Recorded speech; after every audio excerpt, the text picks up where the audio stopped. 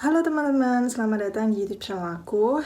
Jadi, perkenalkan nama aku Ratna. Yap, seperti kalian lihat, ini adalah penampilan baru aku. Sedikit cerita nih ya. Jadi kemarin itu aku lagi bingung banget karena something lah yang buat aku kayak pengen potong rambut. Satu dan lain hal ya, aku yang bisa katakan karena kalau aku rambut panjang itu aku bingung aturnya gimana gitu ya. Terus akhirnya ya udah deh, aku direkomendasiin sama temen aku untuk aku potong pendek. Oke lah, aku potong pendek nih. Pas waktu potong pendek kan aku memang rambut aku nih coklat kehitaman gitu ya. Aku pengen retouch lagi kayak rambut asli aku warna coklat.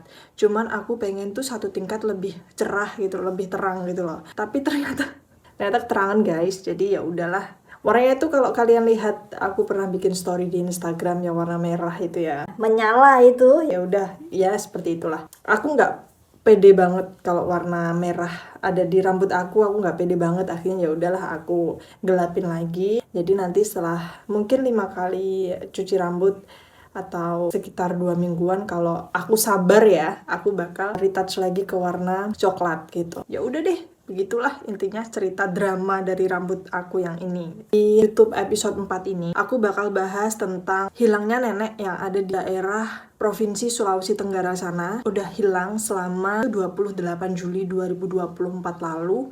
Jadi kalau sekarang itu udah sekitar berapa bulan ya? Juli, Agustus, September, Oktober, November. Jadi sekitar 4 bulan ini nggak ada kepastian atau nggak ada titik terang sama sekali dari kepolisian maupun pemerintah provinsi dari Sulawesi Tenggara sana. Jadi ya udah tanpa lama-lama kita langsung masuk ke ceritanya. Jadi salah satu warga dari Labunia, Wakurumba Selatan, Kabupaten Muna, Sulawesi Tenggara sana ada seorang nenek berusia 56 tahun, sebut saja namanya Nenek Wak Samria. Kita sebut aja namanya nenek gitu ya. Kronologi awalnya mencari kayu bakar di kebun atau di hutan daerah sana, tapi ternyata sampai pukul 5 sore itu nenek itu nggak kunjung pulang. Jadi anaknya namanya Darkun serta keluarganya ini berusaha mencari keberadaan si nenek tersebut seusai sholat maghrib. Tetapi itu nggak ditemukan juga guys gitu. Akhirnya mereka melaporkan kepada pihak kepolisian sama tim SAR untuk mengusut tuntas kasus ini. Tim SAR ini udah berusaha untuk mencari keberadaan nenek ini dari kebun, kali, kaki gunung, hutan, dan sekitarnya, tetapi tidak mendapatkan hasil apapun atau tidak mendapatkan titik terang apapun. Akhirnya di 7 hari selama proses pencarian itu, nggak tahu kenapa tiba-tiba kabarnya tim SAR menutup dan memberhentikan evakuasi tersebut. Darkun pun sama keluarga ini telah melaporkan kejadian tersebut ke kepolisian karena Darkun dan keluarga ini berpikir kalau ini pasti ada sesuatu atau ada kejanggalan di mana pasti ada keterlibatan seseorang gitu loh, di mana mereka berusaha untuk menghilangkan jejak gitu. Karena mereka ini telah melapor ke kepolisian dan setelah 2 bulan pun mereka melapor, tetap tidak ada kemajuan atau tidak ada titik terang atau tidak ada hal yang dilakukan dari kepolisian. Kepolisian ini malah menunda atau mengulur-ulur waktu dan akhirnya berujung tidak dianggap. Ini awalnya dulu si nenek ini tuh udah memperingatkan sama si tersangka ini. Tersangka ini tuh sepasang suami istri guys. Si nenek ini dia itu udah memperingatkan kepada si para tersangka ini untuk memberhentikan arus kawat listrik gitu loh yang ada di kebun gitu. Karena dulu ini 2 sapinya ini pernah tersengat listrik di pagar kawat listrik yang telah dibangun sama para tersangka ini. Dan akhirnya si Wak Samria ini akhirnya yang kena juga.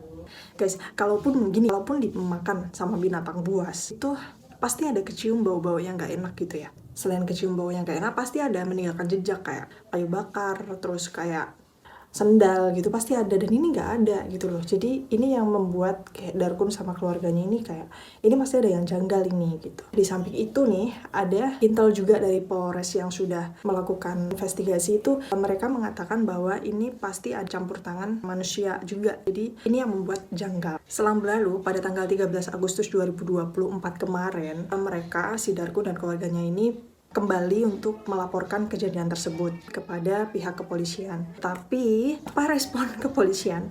Ternyata respon kepolisian ini mengatakan kami bingung harus mulai dari mana. Ini namanya nyawa manusia gitu loh. Kita sebenarnya juga nggak tahu apa repotnya. Kasus yang tengah dijalankan sama pihak kepolisian, tapi ini juga kasus yang sangat butuh untuk diselidiki gitu loh, paham kan maksud aku? Dan malah kabarnya pihak kepolisian ini malah menyuruh Darkun dan keluarganya ini mengusut tuntas kasusnya sendiri, lepas tangan gitu loh, nggak mau ngurusin kasusnya ini. Kan kayak janggal banget gitu ya. Ada salah satu saksi tetangga dari Darkun ini itu mengatakan kalau jasadnya ini telah disembunyikan sama tersangka. Jadi di malam pertama jasadnya ini ditemukan, dipermalamkan di rumah tersangka. Keesokan harinya di malam kedua, si jasadnya ini dieksekusi. Jadi kayak gimana ya? Tangannya diikat, terus bertumpu sama lutut gitu loh. Bertumpu sama lutut terus dimasukin peti, habis itu dikubur. Aku nggak tahu informasinya dikubur di mana, tapi ini jasadnya dikubur, terus di atasnya ini kayak ditanamin pohon pisang, jadi seolah-olah itu hanya sebuah pohon pisang. Bikinnya sampai sejauh itu loh guys. Jadi kayak aku nggak tahu, mungkin ini kasus pembunuhan atau pembunuhan berencana, aku nggak tahu ya. Cuman kayak dari ini tuh kok terstruktur sekali gitu loh. Ada desas-desusnya juga nih. Kalau keluarga korban ini ditakut-takutin sama keluarga tersangka mungkin. Ternyata keluarga tersangka pelaku ini adalah keluarga yang punya power gitu loh. Dimana keluarga mereka itu adalah para pengacara. Dan sampai sekarang Darkun dan keluarganya ini berusaha untuk mengusut tuntas kasus ini. Nah, akhirnya mereka tetap meminta tolong kepada pihak berwajib untuk segera mengusut tuntas gitu loh kasusnya, dan meminta tolong untuk memeriksa atau menginterogasi seseorang atau keluarga atau rumah di mana mereka yang mempunyai pagar kawat listrik di kebun gitu loh. Jadi minta tolong untuk diinterogasi untuk lebih lanjut. Oke guys, jadi itu episode 4 yang bisa aku sampaikan di sini. Sebenarnya ini adalah kisah yang sedih ya.